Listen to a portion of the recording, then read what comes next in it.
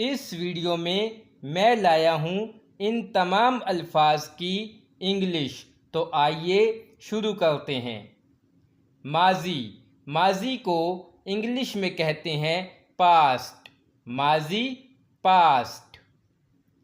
कोशिश करना, कोशिश करने को इंग्लिश में कहते हैं ट्राई। कोशिश करना, ट्राई। क़याम करना, क़याम करने को इंग्लिश में कहते हैं स्टे। क़याम करना, स्टे। लापरवाह, लापरवाह को इंग्लिश में कहते हैं केयरलेस। लापरवाह, केयरलेस। ज़हीन, ज़हीन को इंग्लिश में कहते हैं जीनियस। ज़हीन, जीनियस।